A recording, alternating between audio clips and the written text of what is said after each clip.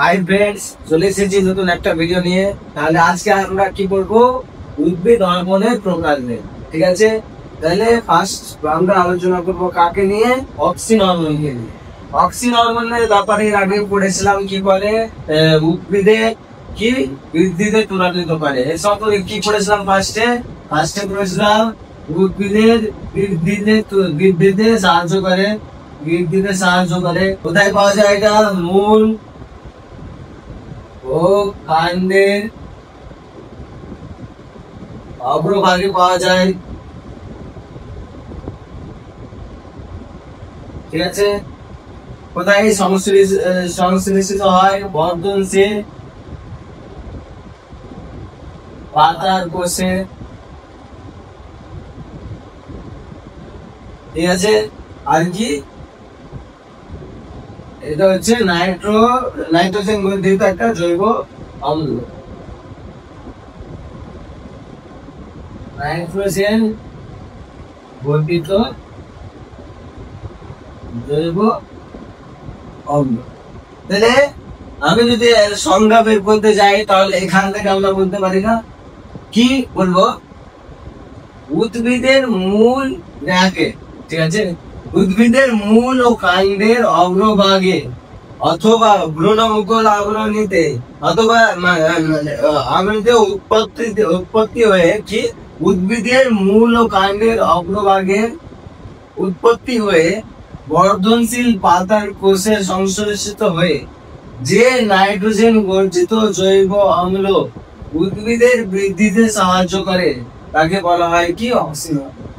কি বললাম, উদ্ভিদের মূল ও কাণ্ডের অগ্রভাগে উৎপত্তি হয়ে বর্ধনশীল পাতার কোষে সংশ্লেষিত হয়ে যে নাইট্রোজেন গঠিত জৈব অম্ল কি করবে, উদ্ভিদের বৃদ্ধিতে ত্বরান্বিত করবে, তাকে বলা হয় অক্সিন। ঠিক আছে, তাহলে অক্সিন হরমোনের যদি সংকেত কি, C10H9O2N। ঠিক আছে, আর এর রাসায়নিক অক্সিন হরমোনের রাসায়নিক নাম হচ্ছে ইন্ডোল অ্যাসিটিক অ্যাসিড। কি ইন্ডোল অ্যাসিটিক অ্যাসিড। ঠিক আছে, যেমন IAA।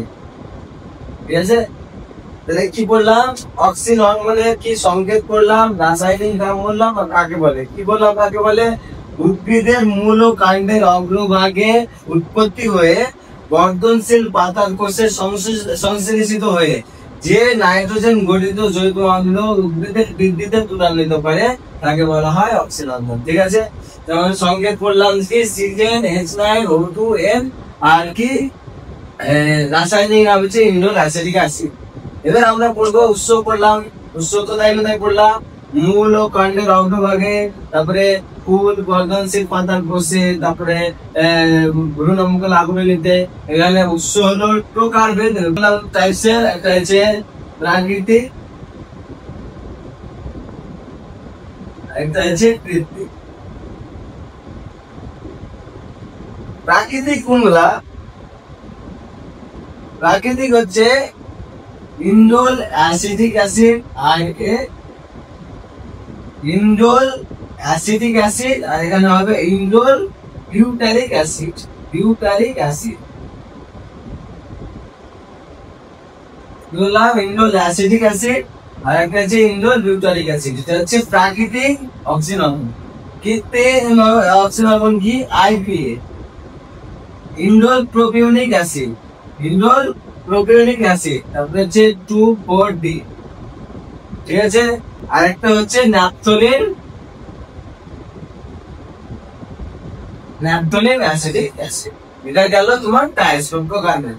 এবার কি, উদ্ভিদ দেহে অক্সিন হরমোনের ভূমিকা নিয়ে আমরা আলোচনা করব।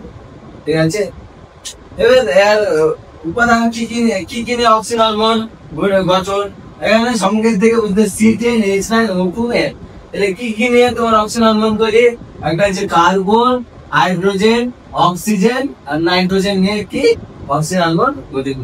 ঠিক আছে, এটা হচ্ছে রাসায়নিক উপাদান। আসছে আমরা পড়বো কি, অগ্রস্থ প্রকটতা।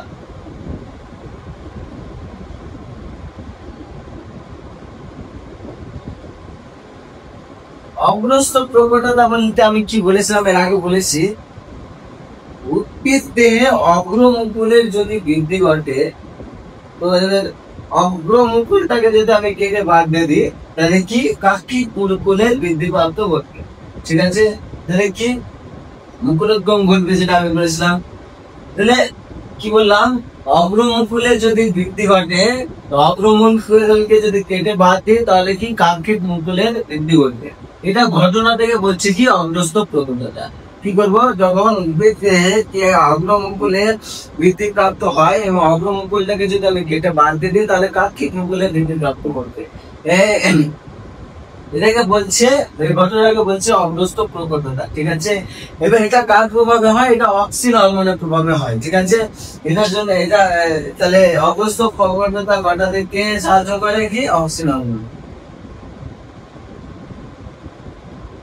ঠিক আছে, 2 নম্বর পয়েন্ট আমরা কি বলবো, ফার্স্টে বলবো কি কোষ বিভাজন ও কোষের সংখ্যা বৃদ্ধি। ঠিক আছে, তো কি অক্সিন হরমোনের প্রভাবে কোষ বিভাজিত হয় এবং কোষের আয়তন বৃদ্ধি পায়। কি অক্সিন হরমোনের প্রভাবে কোষ বিভাজিত হয় এবং কোষের আয়তন বৃদ্ধি পায়। ঠিক আছে, কি বলবে, অক্সিন হরমোন কি কোষ প্রাচীরকে নমনীয় করে তুলবে এবং কোষ প্রাচীরের নতুন নতুন উপাদানগুলিকে সঞ্চিত করতে সাহায্য করবে। ঠিক আছে, এটা হচ্ছে কোষ প্রাচীরের অক্সিন হরমোনের ভূমিকা। 3 নম্বর হচ্ছে মূলের বৃদ্ধি। মূলের বৃদ্ধি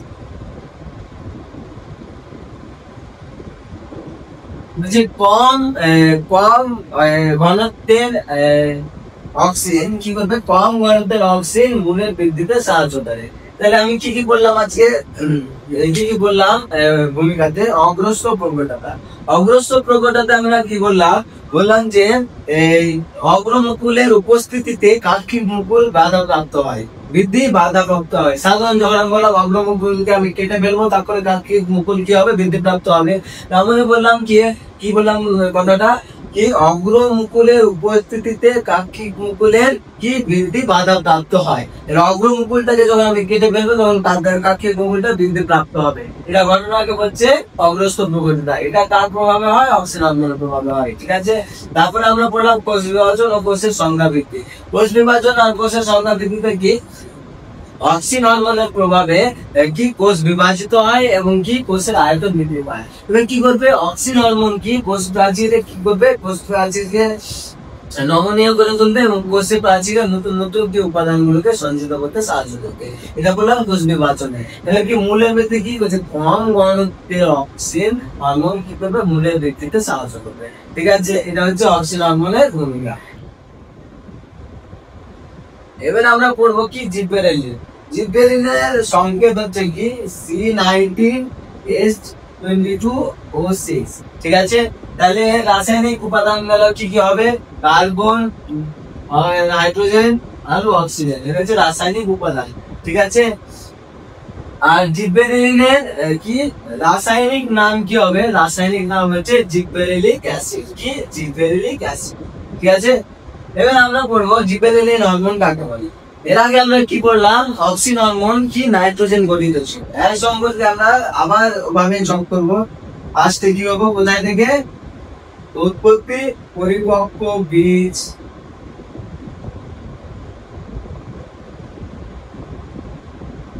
অঙ্কুরিত গাছ, চারা গাছ, অঙ্কুরিত চারা গাছ,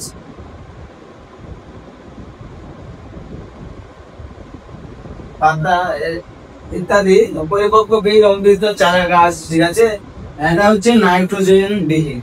অক্সিন হরমোন ছিল নাইট্রোজেন গঠিত, এটা হচ্ছে নাইট্রোজেন বিহীন। ঠিক আছে, তো নাইট্রোজেনের পরিবর্তে এটা কি থাকবে, টারপিনয়েড জাতীয়। ঠিক আছে, টারপিনয়েড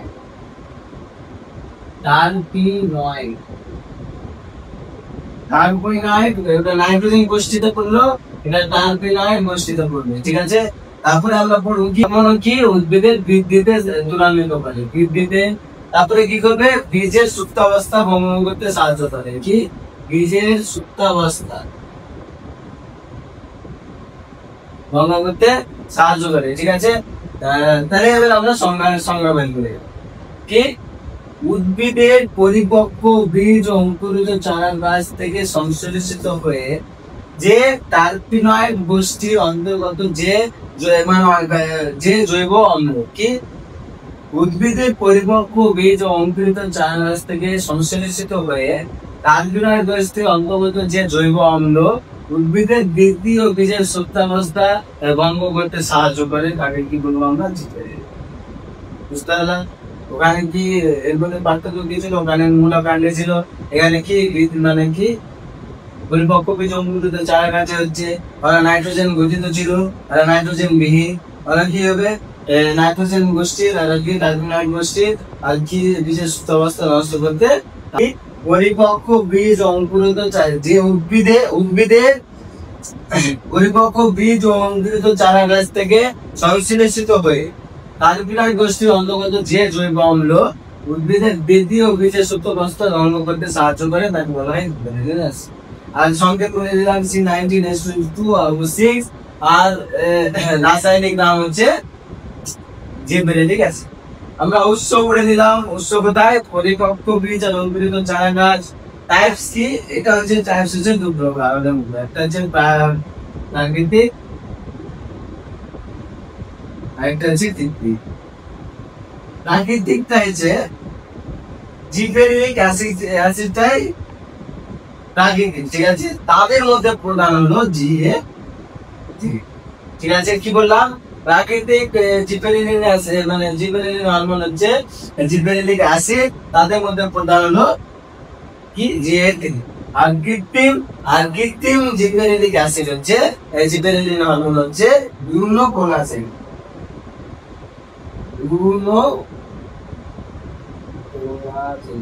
এটা মনে রাখবা, খুব ইম্পর্টেন্ট। জিবরেলিন হরমোনটাকে 1921 সালে কুরোসাওয়া নামক বৈজ্ঞানিক কি করবে লক্ষ্য করে, এটা জিবরেলিন হরমোনটা লক্ষ্য করবে জিবরেলা ফুজিকোলি নামের ছত্রাকে প্রথম এই জিবরেলিন হরমোনটা লক্ষ্য করবে। সংজ্ঞাতে বলেছিলাম কি বীজের সুপ্তাবস্থা ভঙ্গ করতে সাহায্য করে।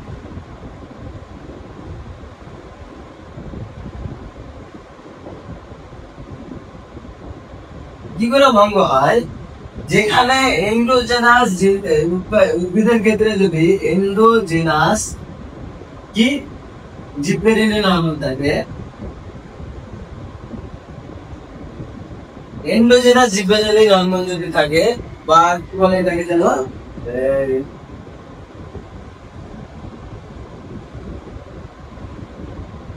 স্বল্প অন্তর্জনিষ্ণু, ঠিক আছে? মানে কথা এন্ডোজেনাস জিবরেলিন হরমোন থাকে, তার ক্ষেত্রে এক্সোজেনাস জিবরেলিন হরমোন প্রয়োগ করে বীজের সুপ্তাবস্থা ভঙ্গ করা যায়, ঠিক আছে? মানে তার যদি এন্ডোজেনাস স্বল্প মানে কম পরিমাণের অন্তর্জনিষ্ণু জিবরেলিন হরমোন থাকে, তো তার ক্ষেত্রে মানে বেশি পরিমাণে কি বহিঃজনিষ্ণু জিবরেলিন হরমোন প্রয়োগে বীজের সুপ্তাবস্থা ভঙ্গ করা যায়, ঠিক আছে? দ্বিতীয় হচ্ছে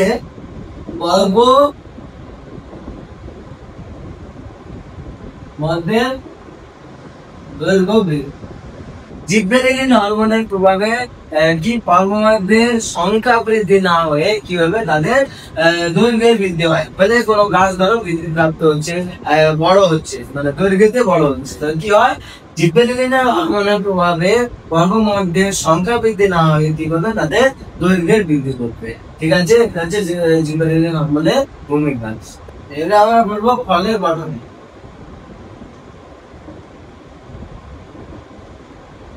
মানে জিবরেলিন হরমোন কি ফলের গঠনে বিশেষ ভূমিকা পালন করে, যেমন আপেল, নাশপাতি গঠনে বিশেষ ভূমিকা পালন করে। এছাড়াও জিবরেলিন হরমোন প্রয়োগে পদ্ধতির মাধ্যমে কি বীজবিহীন ফলও গঠন করা যায়, ঠিক আছে? তাহলে আমরা জিবরেলিন হরমোনের ভূমিকাতে কি কি পড়লাম? জিবরেলিন হরমোনের ভূমিকাটা পড়লাম কি বীজের সুপ্তাবস্থা ভঙ্গ করতে সাহায্য করে, পর্বের মধ্যে দৈর্ঘ্য বৃদ্ধিতে সাহায্য করে, আর ফলের গঠনে সাহায্য করে। এবার আমরা পড়বো কি সাইটোকাইনিন। সাইটোকাইনিনের মানে রাসায়নিক প্রকৃতি কি সি চেন, মানে সংকেত সি চেন H9 N5O, মানে রাসায়নিক প্রকৃতি তাহলে কি হলো, কার্বন, হাইড্রোজেন, নাইট্রোজেন, অক্সিজেন। ঠিক আছে, এটা হচ্ছে তার মানে রাসায়নিক প্রকৃতি। ঠিক আছে, তো আমরা সাইটোকাইনিনের কি সংজ্ঞা ওরকম ভাবে কি, এখানে কোথায় ফল আর বীজের কোথা থেকে সংশ্লেষিত, ফল ও বীজের কি প্রকৃতির, পিউরিন জাতীয়।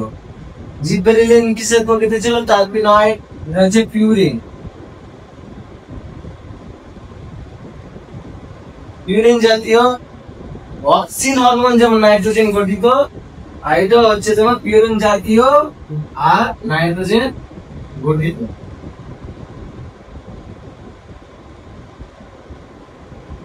নাইট্রোজেন গঠিত দেখে ফল ও বীজে থেকে সংশ্লেষিত যে পিউরিন জাতীয় নাইট্রোজেন গঠিত যে জৈব অম্ল কি করবে, কোষ বিভাজনে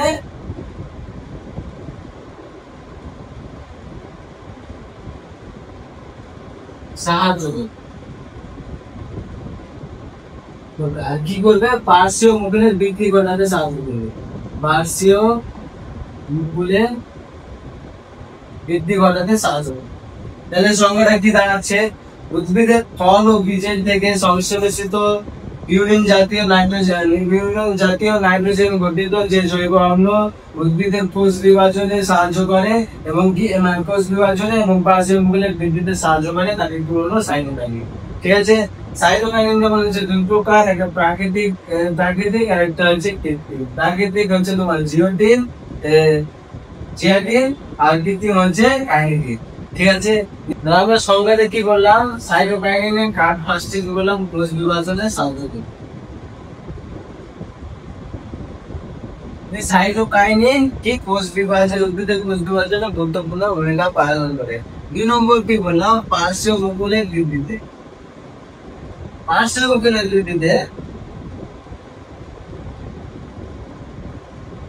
কি হবে, যখন অগ্রমুকুলটাকে আমরা কেটে বাদ দেবো তখন কি অগ্রমুকুলের গোড়াতে সাইটোকাইনিনের বৃদ্ধি একদম বেড়ে যায়। ঠিক আছে, তারপরে কি কাক্ষিক মুকুলের সৃষ্টি হয়। কাক্ষিক মুকুল যখন মানে বৃদ্ধি প্রাপ্ত করবে তখন কি হবে, গাছটি আরো গুম্বজাকার করা হয়। কার প্রভাবে, সাইটোকাইনিনের প্রভাবে কি অগ্রমুকুলের গোড়া কেটে দিলে তখন মানে গোড়া কেটে দেবো এবং গোড়াতে কি হবে, সাইটোকাইনিনের বৃদ্ধি প্রাপ্ত হবে এবং বৃদ্ধি প্রাপ্ত হবে। ঠিক আছে, এটা হচ্ছে পার্শ্বীয় মুকুলের মানে মুকুলের বৃদ্ধিতে সাইটোকাইনিনের ভূমিকা। তাহলে আজকে কি কি পড়লাম, আজকে পড়লাম আমরা হরমোনের প্রকারভেদ এবং তাদের উদ্ভিদে তাদের ভূমিকা। ঠিক আছে, তাহলে আজকের জন্য এইটুকুই। নেক্সট ভিডিওতে আমরা আরো আলোচনা করবো, ব্যাখ্যামূলক ভিডিও আলোচনা করবো।